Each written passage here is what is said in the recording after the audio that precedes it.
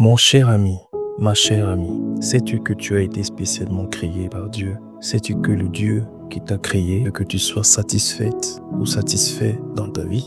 Sais-tu que Dieu, à cause d'un amour spécial pour toi, a mis en toi cette capacité sexuelle que tu possèdes? Sais-tu que Dieu t'a donné cette capacité sexuelle pour ton bien et non pour ta destruction? Oui, ta capacité sexuelle n'est pas le produit d'un accident. Dieu l'a mise en toi et t'a vu avec tes organes sexuels et tes capacités sexuelles comme étant très bon. Il n'y a rien de mauvais dans le sexe.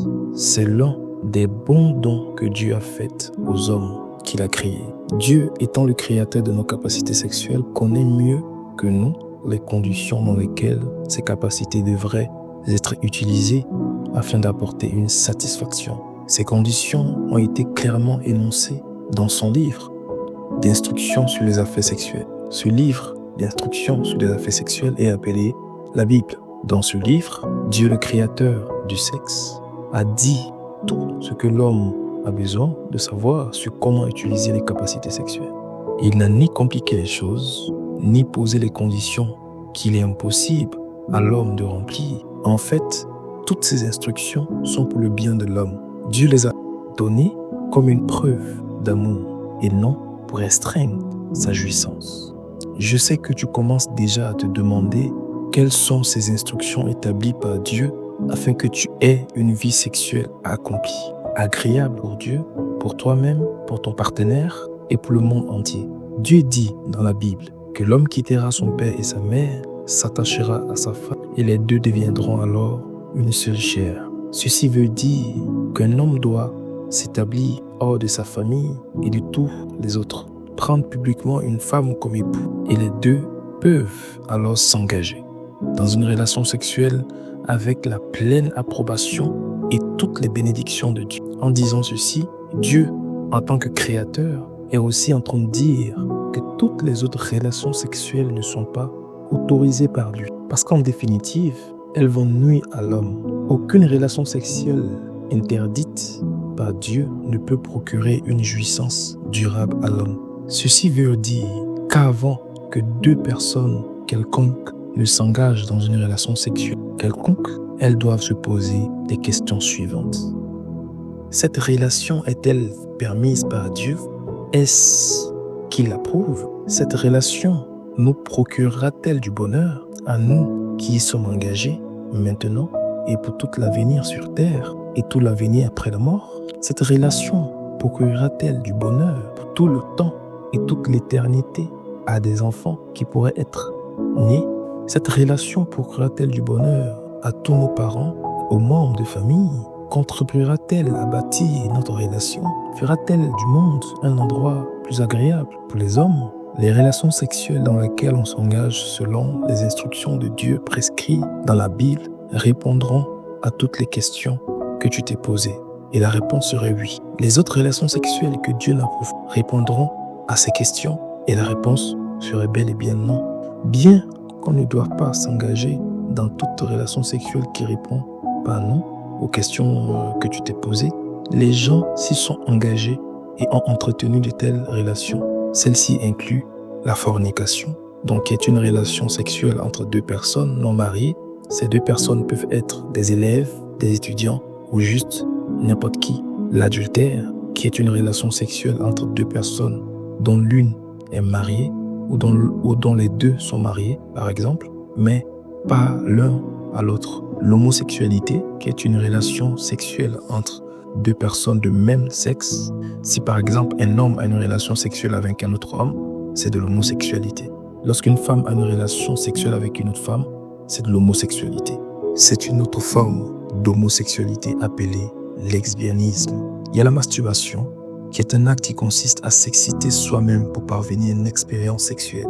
Donc vous voyez que ces relations sexuelles interdites par Dieu peuvent aussi être en pensée seulement. En définitive, cela n'importe pas si la relation a eu lieu dans les pensées ou bien si on a permis que les pensées deviennent des actes. Dieu regarde au cœur et il voit la violation de sa loi à la racine même des choses. La Bible dit, quiconque regarde une femme pour la convoiter a déjà commis un adultère avec elle dans son cœur. Matthieu 5, verset 28. Il y a les gens qui lisent des livres et des romans immoraux, qui regardent des films immoraux, qui vont dans les danses immorales et dans des boîtes de nuit. Il y en a qui caressent, donnent des baisers, flirtent et touchent des parties du corps des autres qui ne devraient pas toucher. À travers ces choses, ils remplissent leurs pensées d'immoralité. Et même lorsque ces pensées ne sont pas transformées en actes, ces gens sont tout de même impurs devant Dieu, qui voit tout. En plus, lorsque des occasions se présentent, ceux qui ont des pensées impures mettent en pratique ce qui a rempli leur cœur. Il y a un salaire pour tous ceux qui violent les instructions de Dieu concernant la vie sexuelle. Ce salaire est à 2 dimensions. La première, c'est l'avance de solde. Et la deuxième, c'est le salaire complet. Tu as certainement envie de savoir en détail de quel salaire je parle. L'avance de solde inclut les jeunes filles qui vont à l'école et deviennent enceintes. Cela entraîne la naissance d'un bébé qui n'est pas désiré par sa mère ni par son père et qui risque de ne pas grandir dans un foyer où il recevra tout l'amour dont il a besoin. Un tel enfant souffre beaucoup psychologiquement et plus tard, il aura tendance à reproduire tout ce que ses parents lui ont donné et aussi à produire des enfants qui lui ressemblent, car tel père, tel fils, ou bien la fille peut commettre un avortement. Un enfant est ainsi tué. La mère porte toute sa vie la culpabilité d'un meurtre. Elle pourrait devenir stérile à cause de l'avortement et ne peut plus jamais enfanter. Cela pourrait produire un mariage malheureux ou un divorce tout simplement. Sa carrière pourrait être détruite parce qu'elle a dû quitter l'école à cause de cette grossesse. Elle pourrait ne plus jamais se marier car plusieurs hommes ne veulent pas épouser des filles qui ont déjà eu des enfants avec d'autres hommes. Les espoirs des parents pourraient s'effondrer, etc. Aimerais-tu que cela arrive à ta fille? Aimerais-tu être ce bâtard? Je ne pense pas. Le garçon pourrait attraper une maladie sexuellement transmissible qui détruira sa santé, ses finances et le rendra stérile ou impuissant. Il pourrait transmettre la maladie à d'autres, à sa femme, à ses enfants, et a fait ainsi souffrir beaucoup de gens. Aimerais-tu être un tel homme? Je ne pense pas. La femme pourrait ne voir son mari qu'à 2 heures du matin chaque jour. L'argent pourrait être dépensé par la femme du dehors, alors qu'il n'y a rien pour l'époux et les enfants à la maison. Aimerais-tu être cette femme? Le mari pourrait être tué et jeté dans un fleuve quelconque pour qu'un autre homme le remplace. Ce sont là juste quelques exemples de soldes que reçoivent ici-bas ceux qui pratiquent le sexe en dehors des instructions de Dieu. Le salaire complet viendra aussi. L'avance de solde n'est qu'une assurance que le salaire complet arrive. Au jour du jugement, Dieu punira tous ceux qui ont violé sa loi en les jetant dans les tanks ardents de feu et de soufre, qui est la seconde mort. La Bible dit, mais pour les lâches, les incrédules, les abominables, les meurtriers, les impudiques, c'est-à-dire les fornicateurs, les enchanteurs, les idolâtres et tous les menteurs, leur part sera dans les tanks ardents de feu et de soufre, ce qui est la seconde mort. Apocalypse 21, verset 8. La Bible dit encore, ne savez-vous pas que les injustes n'hériteront pas du royaume de Dieu? Ne vous y trompez pas. Les impudiques, c'est-à-dire les fornicateurs, ni les idolâtres, ni les adultères, ni les efféminés, ni les infâmes, ni les voleurs, ni les cupides, ni les ivrognes, ni les outrageux, ni les ravisseurs n'hériteront le royaume de Dieu. 1 Corinthiens 6, 9 à 10. Ceci veut dire que si tu as commis n'importe quel péché sexuel, que ce soit en pensée ou en acte, ou bien si tu as commis n'importe quel autre péché, tu iras dans l'étang de feu. Peu importe que tu aies péché une seule fois ou plusieurs fois, tu es perdu. Tu ne peux pas te cacher loin de Dieu. Il te connaît et toute ta vie est enregistrée devant lui. Il faut qu'il te paie pour tes actions, tes paroles et tes pensées pécheresses. Bien que tout le monde ait péché d'une manière ou d'une autre, spécialement dans le domaine sexuel, Dieu aime le pécheur. Toi qui es fornicateur, adultère, toi qui as commis l'avortement ou as transmis des maladies sexuellement transmissibles aux gens, Dieu t'aime beaucoup. Il a manifesté son amour pour toi, non à travers une philosophie ou une religion, mais à travers une personne. Cette personne, c'est Jésus-Christ.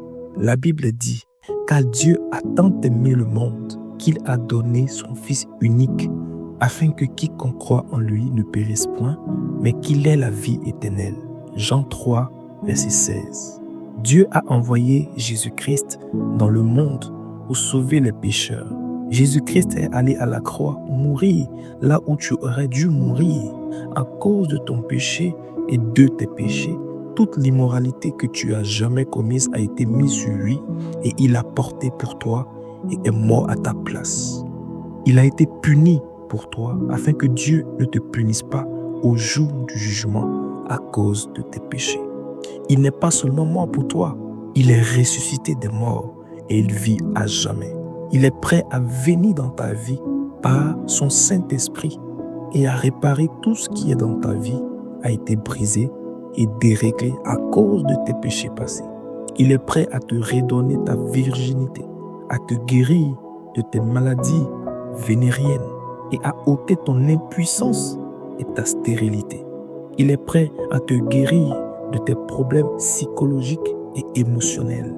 Il est prêt à guérir ton foyer brisé et à restaurer une bonne relation entre toi et tes parents ou tes enfants. Il est prêt à te changer radicalement, que tu puisses devenir la personne merveilleuse qu'il voulait que tu sois, lui. Il veut faire et à la fin te donner la vie éternelle. La Bible dit, si quelqu'un est en Christ, il est une nouvelle créature. Les choses anciennes sont passées. Voici, toutes choses sont devenues nouvelles. 2 Corinthiens 5, verset 17. Je suis persuadé que tu veux sûrement être pardonné par Dieu, uni avec Jésus-Christ et libéré du salaire du péché. Je crois que tu veux le faire maintenant. Tu le peux. Jésus désire ardemment te recevoir maintenant. Tu peux prier de la manière suivante en le faisant de tout ton cœur. Dieu te répondra immédiatement. Ainsi, prie avec moi. Seigneur Dieu, j'ai péché dans mes pensées, mes paroles et mes actes. Je crois que Jésus est mort sur la croix à ma place. Je crois maintenant qu'il est mon Sauveur et mon Seigneur. Pardonne-moi pour tous les péchés que j'ai commis et guéris-moi de toutes mes maladies. Fais de moi ton enfant. Envoie ton Saint-Esprit afin qu'il vive en moi maintenant et me donne la force de te suivre jusqu'à la fin. Merci d'avoir écouté ma prière et d'y avoir répondu maintenant. Au nom de Jésus-Christ. Amen. Si tu as ainsi prié sincèrement, alors Dieu t'a pardonné et tu es maintenant son enfant. En tant qu'enfant de Dieu, il faut que tu arrêtes immédiatement toutes tes pratiques de péché du passé. Ainsi donc, plus de fornication, plus d'adultère, plus de masturbation, plus de lecture de romans immoraux. Tu ne dois plus fréquenter les endroits qui susciteront en toi des pensées immorales. Romps immédiatement tes relations avec tes anciens partenaires de sexe et suis Jésus de tout ton cœur. Fais-nous signe dans les commentaires. Si tu désires être suivi, nous serons ravis de t'écouter, de prier pour toi et de te suivre afin que tu marches en victoire dans ce chemin glorieux que t'offre Jésus-Christ aujourd'hui. N'oublie pas, Dieu t'aime de tout son cœur, raison pour laquelle il a donné Jésus-Christ à la croix, pour toi et uniquement pour toi. N'hésite pas à liker la vidéo, à partager, à commenter et dis-nous ce que tu en penses et comment tu vis ta vie avec le Seigneur Jésus. Que Dieu te bénisse. Je te recommande vivement la lecture de ce livre qui t'aidera à en savoir plus et à grandir dans ta foi. Sois béni. À bientôt dans une prochaine vie.